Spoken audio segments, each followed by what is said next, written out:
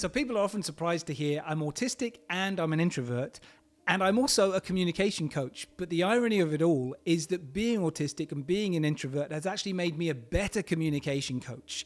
Rather than it holding me back, it's actually been my superpower in that space because I'm able to see things that other people don't see. Hi, I'm Richard Newman. I've been studying communication for over 30 years, and I'll be sharing with you on this channel some of the best things that I've learned to help you succeed in critical situations. So I spent 44 years not knowing that I was autistic.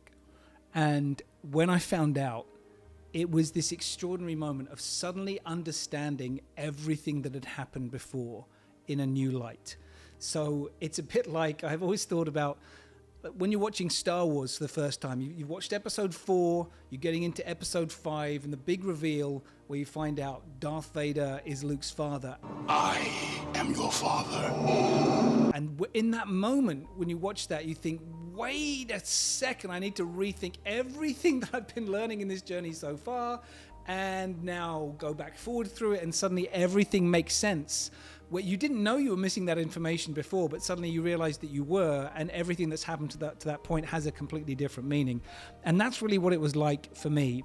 And so to give some context around that, when I was a kid at school, I always felt I was a step behind in communication, but I wasn't sure what it was. I would sit in conversations with a group of friends thinking they all seem to know how to speak and when to speak and what to do in the back and forth. And I'd be sitting there at the end of the conversation thinking, okay, at some point here, I'm gonna think of something to say, and I'm gonna find the right moment to say it, and I'm just gonna go for it. And I've missed the moment again. I'm gonna gear myself up again. I'm here, I'm listening, I'm watching how they're doing it. I'm gonna try and do that at the right moment. And at that point, I was also thinking in the back of my head, is this what everybody's doing? Because if they're doing what I'm doing, they're doing a great job of it. They're really smooth with it. But if we're spending that amount of time figuring out how to communicate with each other, isn't that an extraordinary thing? So I sort of thought I was kind of average, maybe slightly, one step behind in communication. And it wasn't until I was 16 years old that somebody spotted I might need some support. And this friend of mine gave me a book called Body Language by Alan Pease. And this was the book, maybe the only well-known widespread book around body language, nonverbal communication back in the day. And she said, you need this. I think you're going to really appreciate this book. It's going to help you and it's going to help the people around you. And it was sort of a random thing that came out of the blue.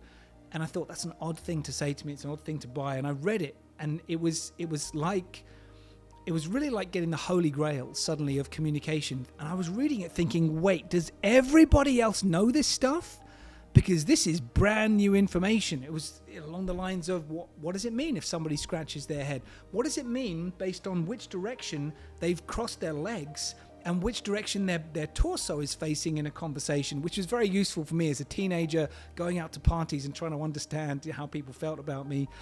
And so I devoured it. And I thought I need to read more stuff on this.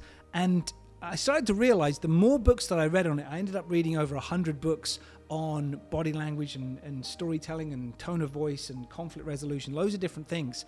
I started to realize the more I knew about this, the other people, they were doing it intuitively, but they couldn't break it down and actually consciously say, that's what this person is thinking, that's how this person is reacting, and know what it meant. They would just intuitively or instinctively have a feeling or a vibe about something, but they couldn't break it down.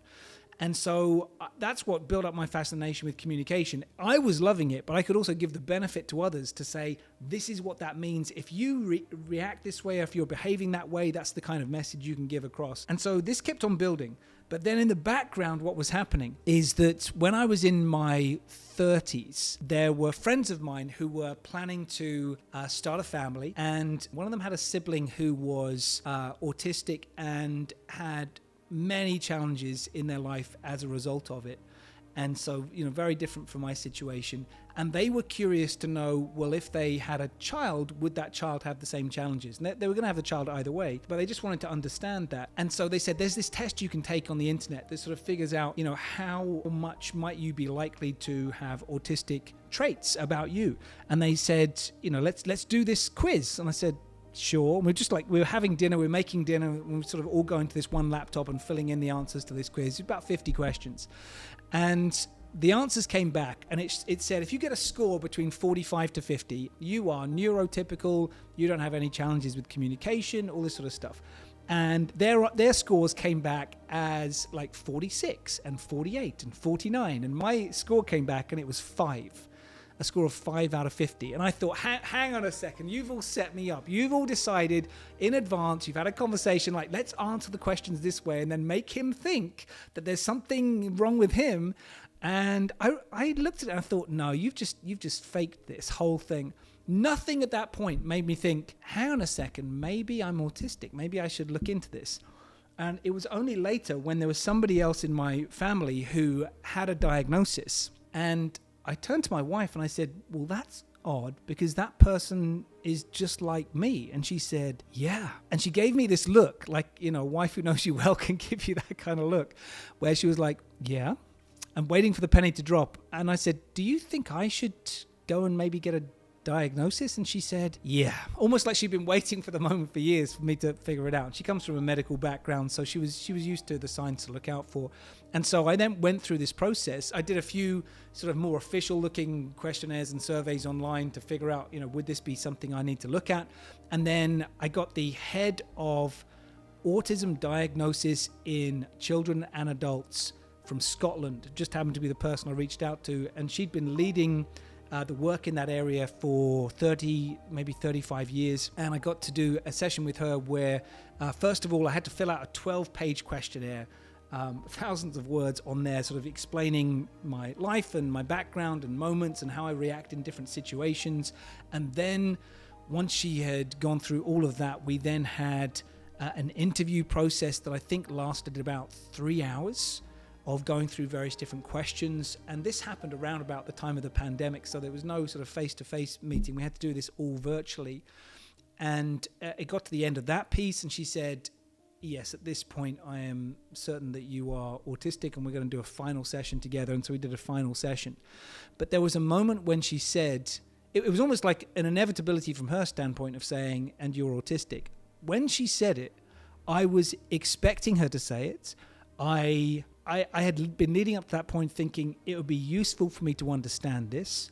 But in the moment that she said it, I felt my chest tighten, thinking, is there something wrong with me?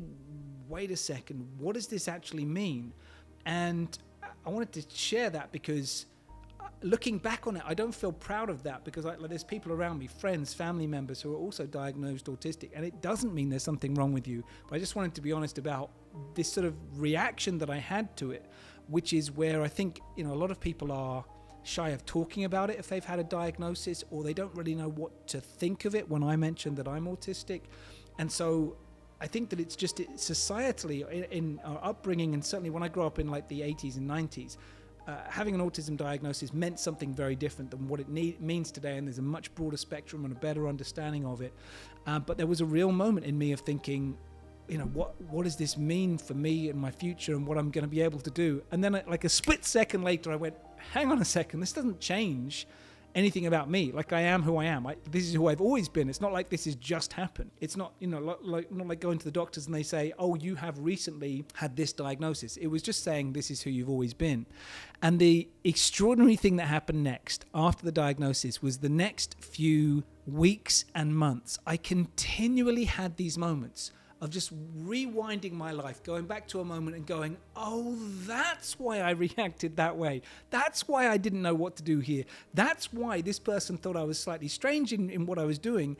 And it was all suddenly coming together, this mesh of moments. Like, I remember in particular, there was a moment that had always confused me, where I'd been at a networking event and I was talking to one person, and this other guy came up and he looked at that guy, looked at me and said, hey, Richard, can you just give us a minute? And in my autistic brain, I thought, you want me to give you a minute of my time? Sure. And so I followed them to another conversation that was happening. And that conversation had nothing to do with me. I had no idea why he'd called me over to this meeting. And he kept on looking at me like, why are you here? This is just annoying that you're still here.